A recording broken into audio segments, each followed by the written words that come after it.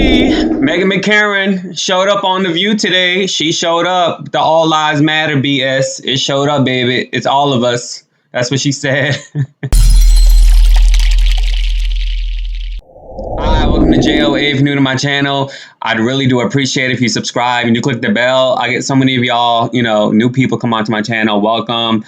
I invite anybody, conservative, Republican, libertarian, apolitical, anybody and everybody to this channel, even if you're a troll. Like, I really don't give a damn.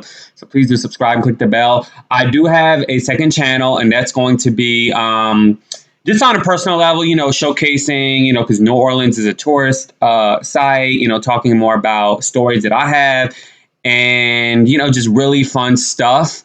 Actually, I'm really, I'm not thinking, I'm going to do it. I'm going to be doing an open mic night this weekend, hopefully. For the first time, I'll be on stage doing some comedy. And I need somebody to film it. Like, I really need to find somebody to film it so I can post it on my second channel so you guys can see. Because, baby, I got some fucking jokes, all right? I got some jokes, all right? So please do go to my second channel, JOA TV. Now, I really do appreciate it if you support me on Patreon, patreon.com/JOA. I want you guys to watch this clip, and I'll come back with some more.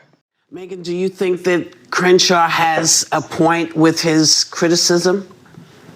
Yeah, and I agree with him. And I just want to first and foremost say that Dan Crenshaw is an American hero. He's a Navy SEAL that got his eye blown out, among other things, and was on, Navy SEAL, teams that killed terrorists and did incredible things defending our nation. Also, in regards to what he said about the Capitol, he said, quote, "On Wednesday, the capital of the most powerful nation in the world has ever known was stormed by an angry mob. Americans surely never thought they'd see such a scene. Members of Congress barricaded inside the House chamber, Capitol Police trampled, and 4 Americans dead. A woman was shot near the elevator I use every day to enter the House floor. It was a display, not of patriotism, but of frenzy and anarchy." So that's what he said about January 6th. So I don't actually know where everyone's getting that he somehow was okay with it. I think in regards to the athlete protesting, I've spent the last year and a half hearing every argument possible and understanding why athletes protest in the United States of America, like Colin Kaepernick. The problem I have is this woman is doing this internationally. And if anyone just saw Vladimir Putin's recent speech when he met with President Biden, he's using the propaganda that America is an irredeemable against us, saying, you think your country's so great over there? Look at BLM. Look at everything that's happening in your country. You don't even treat your people correctly. At the same time where he's literally imprisoning people, and we're having our enemies and propagandic dictators using our own propaganda against us, which in turn turns into a real national security risk. My other problem with this is I don't understand why we all can't have shared experiences in this space or have our own stories, because for some reason my relationship with the flag isn't allowed anymore. My love of the American flag, my love of the national anthem. And I know that it's very triggering for people, and people get very upset when I talk about my dad for whatever reason, which is why I've really stopped doing it on the show unless it's really meaningful to me. But when I was growing up, every year on Christmas, he would tell me a story about when he was in prison being tortured, and his cellmate, a man named Mike Christian, had sewn the American flag using scraps of material he found in prison into his prison garden. Every morning, they would say the Pledge of Allegiance to what was sewn into his prison garb. One day, the Vietnamese captors found that and beat the living crap out of Mike Christian to the point that his eyes and his body was so badly injured that he could barely move. And the second that he was able to move again, do you want to know the first thing Mike Christian started doing? He started re-sewing the American flag into his prison garb so his cellmates could say the Pledge of Allegiance and remember what they were doing and what they were fighting for in prison for America. So excuse me if I don't think some of these athletes are representing America in the same way. And for some of us, I will die for this. I will die on this hill that it is not appropriate or patriotic to go to a foreign country where you're supposed to be representing America and act like it's just about you. It's not about you. It's about all of us. Well, one of the days in the upcoming days, we'll play you the American anthem and let you see what you think of it, because there's some stuff in there that makes it a little bit tough to take. But you know what? This is America, and both people have the right to do exactly what they did. So Meghan McCain, she has every right to speak how she wants to speak on the flag. Part of her story did touch me when she was talking about her father and how, her father's, her friend used to, every time he says sew the flag and everything, and he sewed it again after he was able to, after being beaten by the Vietnamese forces, and that was a touching story. But what I didn't like is like her ending when she sort of implied that the flag is inclusive. It's about all of us, and it's really not about all of us. I can only speak on my experience. I can't speak on your experience watching, but I'm sure a lot of you, especially if you're a person of color or if you're African American, I'm sure a lot of you guys can relate to this. My whole life changed after 9/11. Like, it changed. Whenever I personally feel like I would tell somebody that, I'm Palestinian or that I'm Arab, it's like their perception of me, in my opinion, felt like, the energy felt a little bit off. And although I love Colin Kaepernick, but baby, before Colin Kaepernick, y'all, I'm getting emotional. But before Colin Kaepernick, there was a person named JOA that used to never say the Pledge of Allegiance in elementary school, in middle school, in high school. I did stood up just to go along to get along, but my hand was never to my heart. My hand was just like this track star, Miss Gwen. That's just how it's always been, And I even had someone else who wasn't a Palestinian used to sit down in high school. Now, when I'm talking about high school, this was the era from 2007, 2008, all the way to 2011. Okay, I'm class of 2011. That's when I graduated high school. And so this was virtually over 10 years ago. And so it's always been, Colin, I'm sorry. I know you dating my people. Nessa Diab, that's my girl. We had some exchange. I tried to bring her on the show a long time ago on YouTube and everything, and she's doing well in the radio industry at Hot 97. I believe she's still at Hot 97, and she's doing other things, MTV Girl Code and everything. So shout out to my girl. That's up. So I love Colin, but I feel like one thing they don't talk about is who Colin is, the company he's representing. I don't agree that Nike should be the company he's representing, because I personally, Nike's not inclusive to everybody. Nike has production in Asia, in Malaysia, and Philippines, like Asian-like countries that they use to work the hell out of these workers and not pay them the money that they deserve. Work them long hours and not pay them at all sometimes. Work them long hours and underpay them. So I think Nike is just a bad representation for Colin Kaepernick. I even have a Nike shirt, and sometimes when I'm wearing it, I kind of like tilt my webcam because I don't want you guys to see the logo, because I don't mess with Nike like that. I don't like Nike. But so it's different for everyone, and it's different for everyone in the sense that this country is a melting pot. We all have different stories. I personally feel like the American flag has never been a representation of me or my family or my people.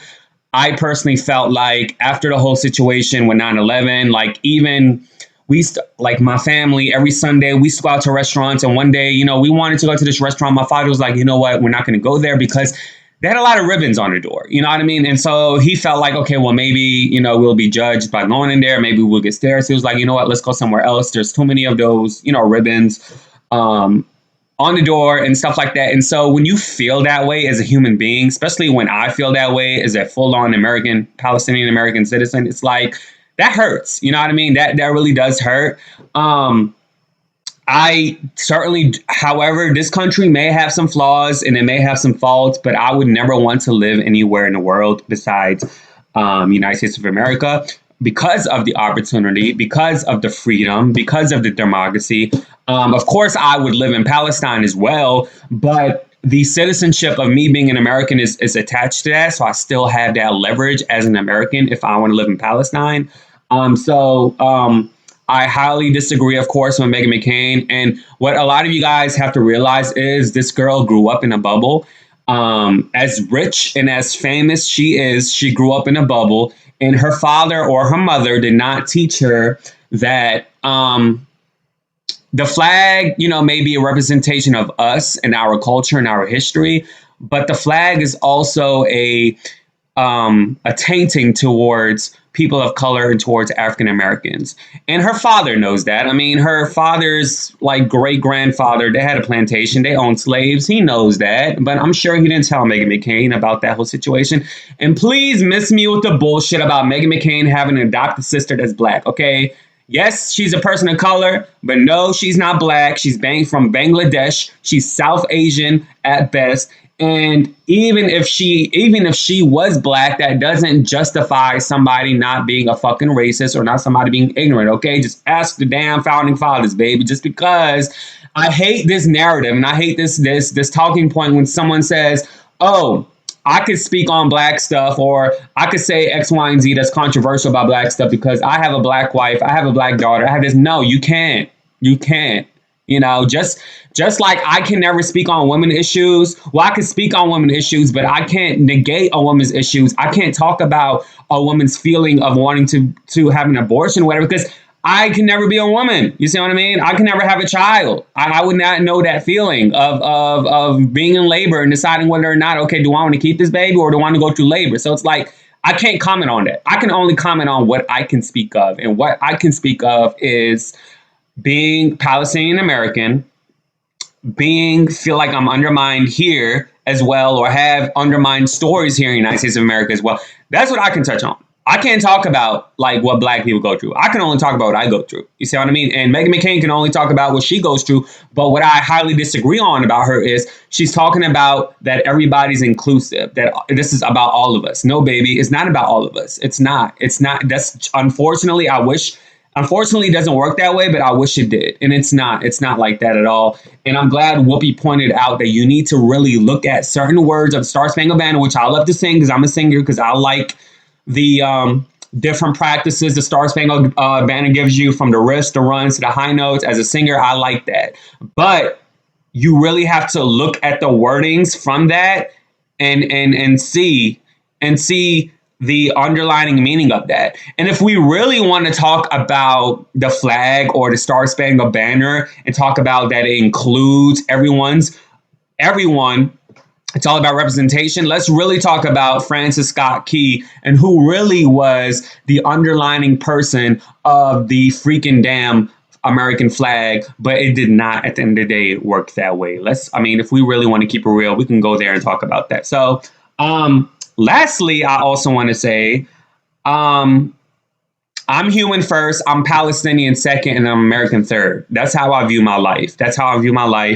And I've gotten into a heated discussion with somebody because I personally said, in my mind, if I know you served in Iraq, you're not going to get the wordings out of my mouth. I'm not going to tell you thank you for your service, because as a Middle Eastern, and even somebody that's outside of the Middle Eastern perspective, like Joy Behar or Rosie O'Donnell, or probably Whoopi, I could probably add her to the list. They understand what that situation was all about. They understand it was full on propaganda. They understand it was more of a sense of natural resources to obtain, rather than trying to be patriotic and save the United States of America. So you will never, ever hear thank you for your service out of my mouth. You would hear silence. Vietnam, thank you for your service. Iraq, no, you won't hear nothing at all. And that's just my last perspective on that and this damn American flag. But anyways, let me know, sing in the comments below. And I'm going to look at you differently. If you are a medic, I'm not really going to look at you differently. But if you are armed in the Iraqi war and you shot some people and you killed some people, to me, you're a murderer. I'm sorry. I'm not sorry, but you're a murderer. Please do subscribe and click the bell so you'll be the first to know when I upload. Thank you so much for the support. I mean, come on now. I mean, you may not realize it, but I mean, technically you are if you look at some people don't know. Like I said, some people don't know that they're going over there, that, a lot of people don't know actually. But I mean, if you look at the time frame between after 9/11, 9 times out of 10, you're going over there. Number one. Number two, you may not even know that who you are potentially killing, like kids, children, or whatever. You may not know that it's a wrong thing to do because you got brainwashed with the propaganda of the United States of America media. But I mean, you know now by watching this. Deuces. Yay.